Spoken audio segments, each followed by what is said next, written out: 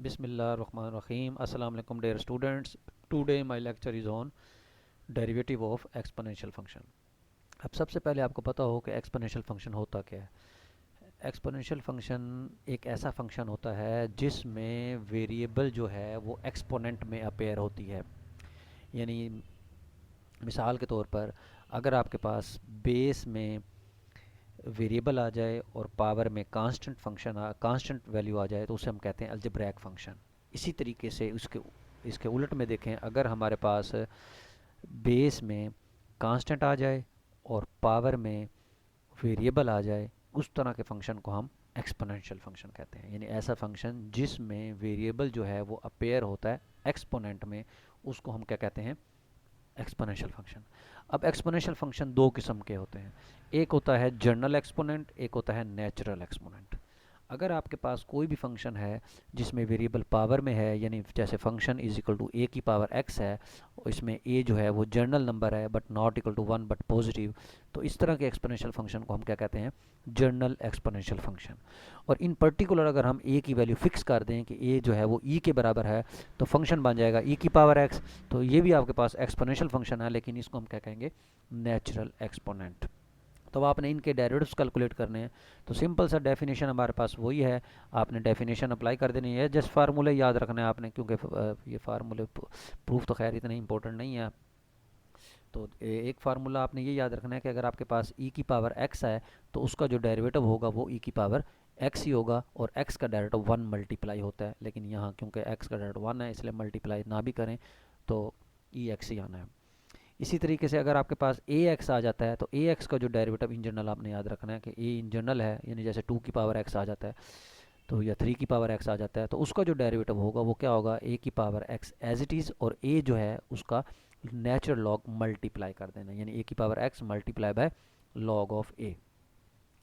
तो इसमें ये ज़रूरी नहीं है कि आप यहाँ मतलब एक्स का क्योंकि डेरिवेटिव वन है वो आगे लिखें चाहे ना लिखें, क्योंकि मल्टीप्लाई बाई अगर इन जनरल हम करें ए की पावर यू, तो उसका जो डेरिवेटिव होगा एक्स के लिहाज से वो होगा ए की power u log of a multiply by u का डेरिवेटिव।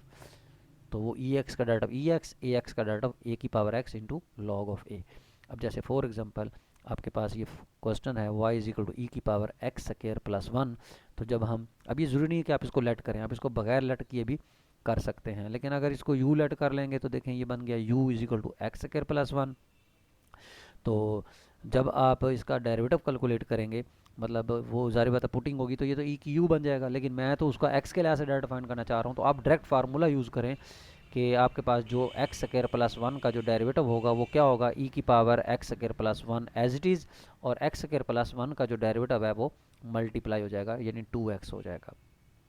इसी तरीके से ई की पावर एक्स स्क्वायर यानी ई की पावर एक्स स्क्वायर रूट का जो डेरिवेटिव होगा, यानी ई की पावर एक्स स्क्वायर रूट का अगर डेरिवेटिव लूँ तो वो ई की power x square root as it is, और फिर एक्स स्क्वायर रूट का डेरिवेटिव मल्टीप्लाई हो जाएगा।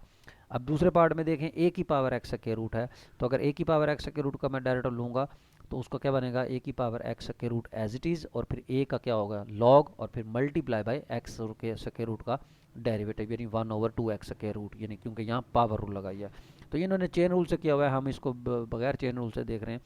तो ए एक्स के रूट का डेरिवेटिव क्या होगा, एज इट इज़, और ए का क्योंकि नेचुरल में है, जनरल में है, नेचुरल में नहीं है, नेचुरल में हो तो ये लॉग ऑफ टर्म जो है ये मल्टीप्लाई नहीं होती, क्योंकि वो लॉग ऑफ ई हो जाएगा, लॉग ऑफ ई जो है वो वन के बराबर होता है, इसलिए हम वो लिखते नहीं हैं। तो ये आपका इसका डेरिवेटिव कैलकुलेट हो गया। तो ये दो फार्मूले हैं याद रखने, जैसे अब यहाँ इससे रिलेटेड एग्जांपल है, आपके पास फंक्शन है ई की पावर एक्स माइनस एक्स, वो कह रहे हैं इसका पहला डाटा फाइंड करो और दूसरा डाटा फाइंड करो। तो आपने इसका जब पहला डाटा फाइंड किया तो ई एक्स का डाटा ई एक्स और एक्स का डाटा वन, तो इसका जो डेरिवेटिव आ गया वो ई एक्स माइनस वन आ गया। और जब आप इसका दूसरा डाटा फाइंड करेंगे तो जो पहला डाटा फाइंड किया हुआ उसको एक दफ़ा और ले लें, तो ई एक्स माइनस वन का डेरिवेटिव आएगा, तो ई एक्स का ई एक्स वन का ज़ीरो, तो आपका जो डबल डाटा है वो क्या आ गया, ई की पावर एक्स आ गया। इसी तरीके से देखें, वो कहते हैं at what point on the curve y is equal to e की पावर x, यानी ये जो ग्राफ है y is equal to e की पावर x, इसके ऊपर कौन सा ऐसा पॉइंट है इस tangent parallel to the line y is equal to 2x, यानी इस आपने करना क्या है, इसके ऊपर एक पॉइंट फाइंड करना है आपने इसके ऊपर मतलब एक ऐसा पॉइंट फाइंड करना है जिसकी टेंजेंट लाइन जो होगी वो इस लाइन के पैरेलल हो, यानी आप पहले तो सब आप उसकी पहले टेंजेंट लाइन कैलकुलेट करें, फिर जो लाइन आपके पास हासिल होगी वो इसके पैरेलल करेंगे। तो सिंस हम जानते हैं y is equal to e की पावर x दिया हुआ है, इसका जब डेरिवेटिव लेंगे तो वो भी ई एक्स आएगा। तो let x coordinate of the point to be a, तो हम उसका लेट कर लेते हैं कि उसका जो कोऑर्डिनेट है वो a है। तो देन स्लोप ऑफ टेंजेंट यानी उसके डेरिवेटिव में आप a पुट कर दें, तो स्लोप ऑफ टेंजेंट क्या आ जाएगा, e की पावर a, यानी m आ गया। तो this tangent line will be parallel to the line, उसने कहा है ये टेंजेंट लाइन जो है वो इस लाइन के पैरेलल हो है। तो जो लाइन किसी दूसरी लाइन के अगर पैरेलल हो तो उसके स्लोप क्या होते हैं, बराबर होते हैं। तो ये y is equal to 2x है, इसका स्लोप क्या निकलेगा, यानी आप इसका डेरिवेटिव अगर लें तो dy बाई डी एक्स बराबर है 2x का 2 आ जाएगा। इसका मतलब है इस लाइन का स्लोप 2 है और उसका स्लोप निकला है e की पावर a। तो दोनों को बराबर रखें क्योंकि उसने कहा है tangent parallel to the line, तो यहाँ से a की वैल्यू निकलेगी log ऑफ 2। तो आपके पास a log ऑफ 2 निकल आया।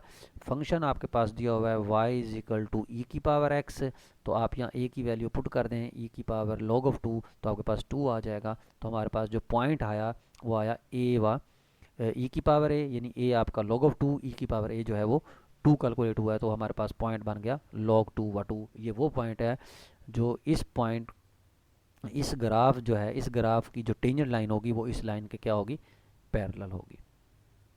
Thank you very much.